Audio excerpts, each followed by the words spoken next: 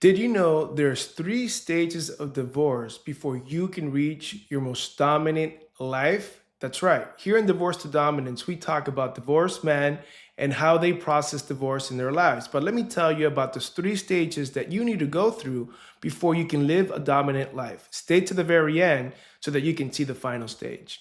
So let's go ahead and talk about the first stage of divorce. As you can see here on my screen, there's three stages of divorce. And the first stage is she is divorcing me, and let me write here, and I don't know why.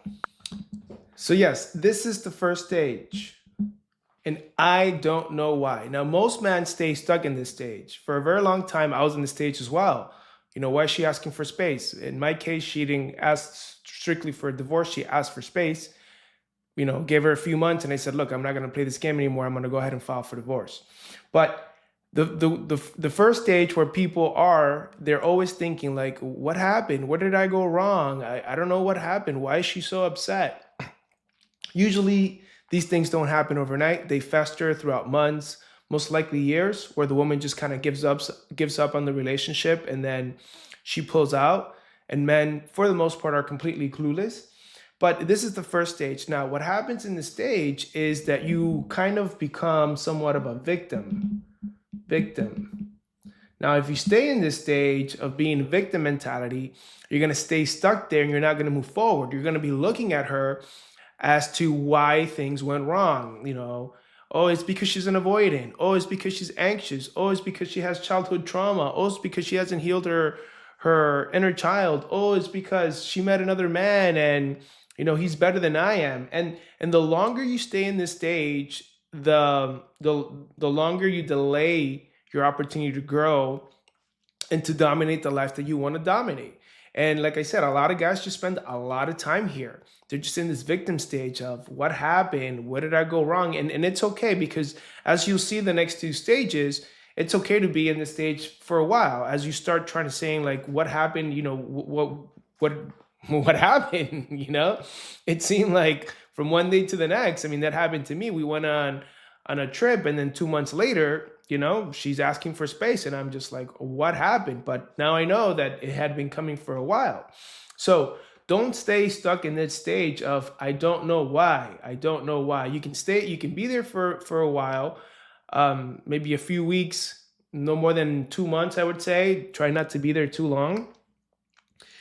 Because then you're in victim mode. And if you're in victim mode, you're vibrating at this frequency of victim. Poor me, poor me, poor me, poor me, poor me. And that's going to hinder you from growing. Then the second stage is she divorced me, but I do know why. Oh, I know why she divorced me. Maybe she was fed up with me. Maybe I couldn't find a stable job. Maybe she was just tired of my aggression. Maybe, you can do a deep dive. You probably have a good understanding of how your relationship and what happened and what went wrong one way or the other. But this second stage is an important stage because this is where you start taking responsibility and accountability for your side, for your side of the divorce.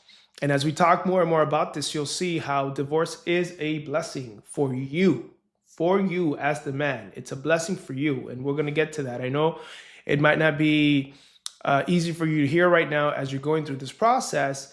But the truth is, once you get to this other side, you're going to see that it is a blessing in disguise. And it's in disguise. I like to call it God's wake-up call. So, now I know why. So here in this second stage is you go from victim, and this is where you start healing. Okay? This is where you start seeing all the things that you did wrong, all the faults that you did wrong. Maybe I neglected her. Maybe I wasn't as attentive. Maybe I worked too much. Maybe I didn't know how to control my emotions as well. Again, take your 50% because she's also 50% accountable. It's not completely your fault, but take your 50% because once you get to the second stage, it's going to be, and you start healing and you start seeing the things that you did wrong. What's going on with my pen here? You'll see you'll see that you start healing so that you don't bring that to your next relationship. You don't want to bring these things to your next, you don't want to bring this baggage to your next relationship. But if you stay stuck in victim mode, let me see what's going on here with my pen. Okay, I got my pen to work. So a lot of guys, once you start healing again, then you go from victim to healer mode. Oh, look at all the things that I could have done better. Now, in this stage is very important, guys, because here's where a lot of guys, they hold on to this really ugly word called guilt. If only I could have done this, if only I could have done that. And that's okay for you to do in that process, but don't stay stuck in the guilt, because then you won't be able to move out of there. Accept the fact that you did the best you could with the tools and the resources that you had at the time. You're not perfect. I'm not perfect. No one is perfect. Your kids are not perfect. But from this second stage is where you said, you know what? I take accountability and responsibility, and I'm not going to do these things again in my next relationship. I'm not. So we go from victim to healer mode, or not healer mode, but you go from victim to healer. And that's where you kind of start liberating yourself from the pain of the divorce, from the guilt. A lot of guys have guilt and all of that. This is you transitioning out of the mess of what a divorce is, especially for a man. And then the third and final stage is, she divorced me and I'm no longer upset about it because I've gained so much from this. I have grown so much and I've enjoyed this process of growth. So I'm no longer upset about the divorce. Now, this is the Holy Grail right here. When you get to this point and you actually thank God for the divorce, for having him allow you to see all, the growth that you've become, the man that you've become. And usually this is when the woman starts to come around, when she says, oh my goodness, you finally changed. You finally changed when I left you, or you finally changed after I left with another man. But at this stage, it's no longer about her. It's about you and the man that you've become, because a lot of times guys get stuck in relationships and marriages and they become a shell of themselves. They're imprisoned in this relationship, trying to make their wife happy, trying to make their kids happy, and they lose themselves. They don't become the sovereign man that God has called them to be, trying to make everyone happy. When you get to this stage that you're no longer upset, this is where you're free, where you see it and you say, you know what? I could have done this better. I could have done that better. I love my ex-wife, but I set her free. She's no longer a part of my life. And thank you for showing me all the places that I had to see within me so that I can become the best man for your future relationship. Now, not all guys get to this point. That's the truth. Most guys stay here in victim mode and they continue to accuse the ex-wife and they continue to say it was your fault and this and that. And then it's understandable. And it happens to me sometimes where you're still kind of hurt about it. But as long as you remember that, hey, thank you. It's actually saying thank you. Thank you, ex-wife, for giving me the opportunity to see all these things that I need to see within myself so that I can change. So now when I go into my next relationship, I can bring these, I can be more centered, I can be more calm, I can be more God-fearing, I can be more emotionally regulated, I can be more present. I can love from a different place, but you don't get to no longer upset without doing the work. And this is where most guys fail. They just jump from relationship to relationship. They say, you know what? Forget this crazy woman. I'm going to go find myself another crazy woman. But the truth is, they forget to work on themselves and see themselves and see where it was that they dropped the ball, where it was that they could have done things differently. So just to recap, there's 3 stages of divorce. She's divorcing me and I don't know why. This is victim mode. Oh, I do know why. Okay. And this is where you start healing. And this is where you need to be careful with the guilt. You don't have to take a lot of guilt. You take responsibility. Yes, responsibility. I take responsibility for you for what you could have done better, not her, what you could have done better. You take your 50%. Okay, I'm going to take the responsibility of things that I could have done better in the marriage.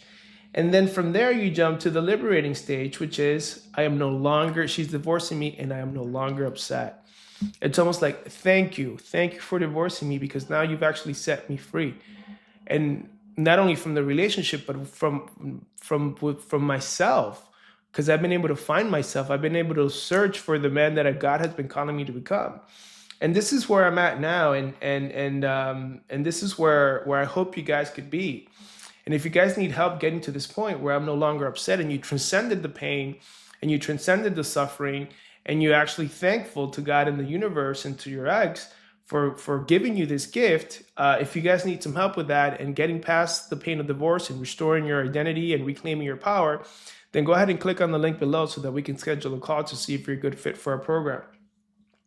But this is the Holy Grail, where you're no longer upset, but you are thankful. Now, let me just show you this last thing.